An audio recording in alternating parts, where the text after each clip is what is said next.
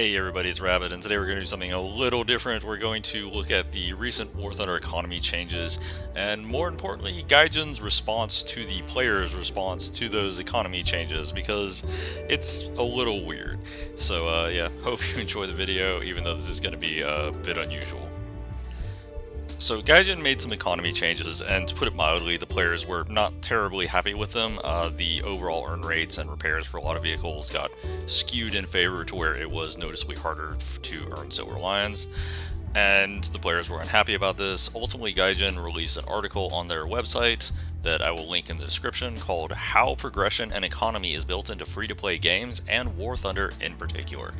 And we're going to be looking at this article because some parts of it kind of make sense and some parts of it don't. Now, the opening of this article talks about how player progression is important and it's essential. If you give people everything at once, they'll just be overwhelmed and they'll either quit or they'll quit very shortly after. So you have to give them opportunities to gradually learn and engage. And I do kind of see the rationale behind this. It's not that it's completely without merit, because obviously, if Dark Souls just threw every system at you at once, you would probably be very confused as to what the hell is going on. The problem is, if War Thunder is concerned about players learning through gradual engagement, the tutorialization of elements would be significantly stronger, or there would be a higher priority on tutorializing new elements as they appear, right? Like in a traditional game, you don't just throw every system at the player at once and just hope they understand all of it. You introduce, elements gradually. If you're in an RPG, it's going to be things like, here's how you do damage, and here's how elemental resistances work, and all that crap. And it'll usually give you opportunities to apply that knowledge right away. War Thunder kind of throws a small tutorial at you before you get in the game. I don't even think it's mandatory, and then you get some games against bots for the first 2 or 3 games, and then that's it. It doesn't even explain to you how the basics of ammunition type works, and that's the number one thing. Is when a friend of mine tries to get into the game, 9 times out of 10 I have to just explain to them how the ammo types work, because a lot of times internal damage is far more important than penetration. And even then, you often have to know where to aim on the enemy tank to try and take out the proper systems. And it just feels like if the player learning experience was a priority, the tutorialization would be done better. And all of this is severely undercut by the fact that you can just buy a Phantom. You can buy a top tier jet with a pulse Doppler radar and semi-active and IR missiles, and the game just throws you into that fight and is all right, have fun. It's just it goes completely counter to the idea that you want learning and gradual progression. A higher emphasis on tutorialization would be a lot better, or at the very least, if it didn't offer you to just straight up buy your way into these top tier vehicles, it would also be better. So yeah, this paragraph, while there is some merit to the idea, I don't think Gaijin's implementation necessarily jives with the statement they're making here. The next few paragraphs kind of go into progression is part of the economy of a free-to-play game, which obviously is correct. Every free-to-play game, there's some level of grind, and you can also speed up that grind by playing money. That's just how free-to-play models work. It also kind of says, about 80% never pay a dime. That's actually pretty accurate. The numbers I've looked at for free-to-play, most players don't pay anything, or if they do pay, they're paying, once a month, once a year, whatever. So this is not completely inaccurate, but using it as a justification to have awful economy, right? Ultimately players should feel if they're playing for free, they can achieve the same things, just not as fast as somebody who pays money. So as long as the economy feels fair, you're actually in a pretty good state. The biggest problem I had with, say, World of Tanks, you could play a perfect game, and if you equipped your tank with all the bells and whistles that you needed to play that perfect game against another really good player, you would still go broke, right? Firing premium ammo, using premium consumables. Even the act of playing the game was so silver intensive that you would have to find other routes to acquire silver. Playing the game would just never earn it for you. Whereas in War Thunder, if I'm trying to push my way through a tech tree, I'll often go low on silver. But if I'm just grinding some old, or just playing some load lineups, not even grinding, just having fun, I'll almost always go positive, no matter how much ammo or repair costs are involved. And that's one of the things I kind of enjoyed about War Thunder, is the economy felt a lot more fair than a game like World of Tanks, where you would go broke just by playing the game normally.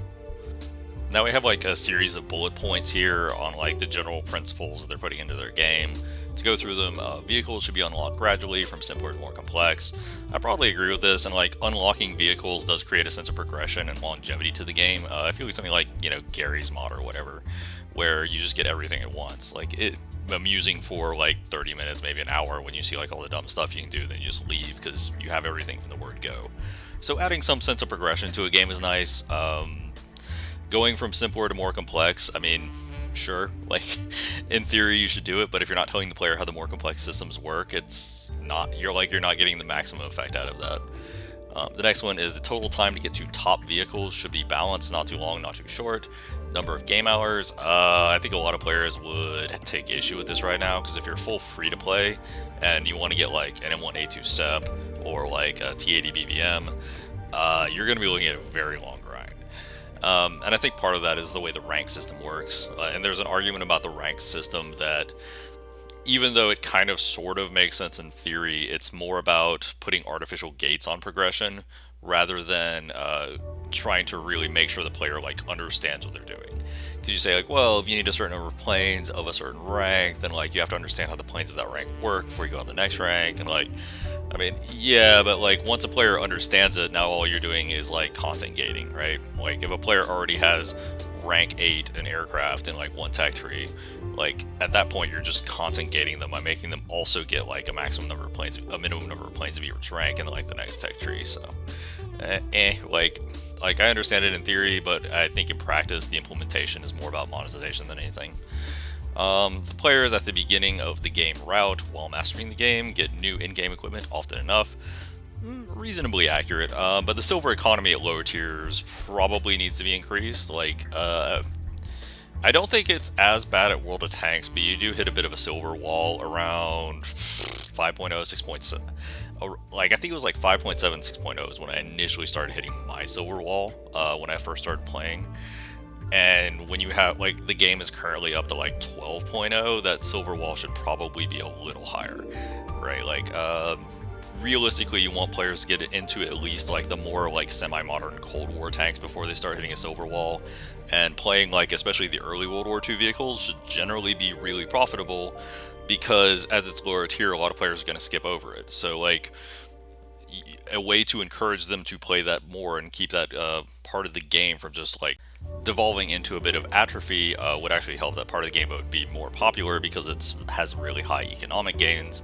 Whereas like you start going up to high and mid tier, your economy gains aren't as good, but you're progressing more and the vehicles are more complex, and they're also getting into some of the more desirable platforms. So in general, I think the game could stand to use some revamp of economy, because it hasn't been severely retooled in a while in terms of like, it hasn't been severely retooled since top tier has been adjusted. The other thing is, the game has to earn money, otherwise it would be closed, you know, obviously, and it must make money even without a paywall, so you can indefinitely play indefinitely without paying anything. Income should provide everyone the opportunity to play a multiplayer game with multiplayer modes and features, yada yada. Really, you know, they're saying somebody has to pay money to keep the game going. I don't really see how that's an issue. Like, obviously we can't see Gaijin's financials, so we don't know how financially good or bad various decisions are. Obviously you have to make money, but you also need a healthy ecosystem of like whales and minnows, right? Like, you know, people that are spending a lot of money at the game, obviously they are funding you, but the minnows are creating a player base for the whales to actually play in. And one thing I do like about War Thunder is that often just being a whale doesn't give you an in-game advantage. Like, it's actually pretty easy to take out whales, even if you're a free-to-play player, if you know what you're doing and you have a good vehicle. So, like, I think you're losing some of that aspect by, like, detaching yourself from the free-to-play players who are essentially making up a lot of your player base. The next one is progression economy should, as far as possible, provide a wide variety of vehicles encountered in battles, otherwise it's just boring. And they talk about, you know, too many farming vehicles. JU-288C. Like, you keep the JU-288C at a battle rating where fighters can't catch it. And, like, that entire BR rating around 6.0 in air battles. Like, it's just entire German teams full of JU-288Cs, like, just grinding the tech tree. Like, this system is already in place in the game. Like, you've already failed at this. you could say like top tier, there's a bunch of terms everywhere, but that's probably because a lot of people just don't have the top tier Russian vehicles and they want to play iconic vehicles. So like it's harder to say. At the lower to mid BRs, you don't see. I mean, you do kind of see the same vehicles over and over again, but that's more because like the same nations play each other, and there's a lot of models of the same vehicle. Like you have like the Panther D all the way up to like the Panther G or whatever. But in general, like I do think there are several areas where they have really failed at the goal of like trying to maintain vehicle variety. The JU288C is the biggest one, and at top tier you have Phantoms everywhere. There's like 3 or 4 premium Phantoms, and those are like the most common enemy. Like when I was trying to get footage for the F14A, I was just nailing Phantoms with Phoenixes all the time because they're everywhere, and a lot of the players getting them don't know what they're doing. So yeah, that goal they've already failed at, just not even. The last one, in a game with so many vehicles, it's impossible to manually adjust the in-game economy. I mean, they're correct, it is impossible to manually adjust it, but I feel like they, more often than not, err on the side of having not great economy. That's not to say there haven't been good economy adjustments in the past, but especially because like when they started moving top tier up, they actually changed a lot of the top tier air economy, and it was pretty good for a while, and then now top tier air is like getting bad again, like, so it has to be constantly revamped. And like I understand you can't do it all by hand, but at the end of the day you do have to like manually apply some common sense to the progression and all that stuff. So this is like the next few paragraphs kind of just go into, this takes time, and like, we need to balance over time going up to top tier, but like at this point you're not really doing that. You're just making it take longer to get to top tier, even though there are more vehicles in the game and it also takes longer to reach them. I mean, at this point you're talking way too long. Every vehicle currently in the game would take you upwards of a decade, if not more, and they're just going to keep adding new vehicles. So like I don't see why there's any reason to keep making the economy worse, but that's just me. They also kind of look at review bombing and considering suggestions.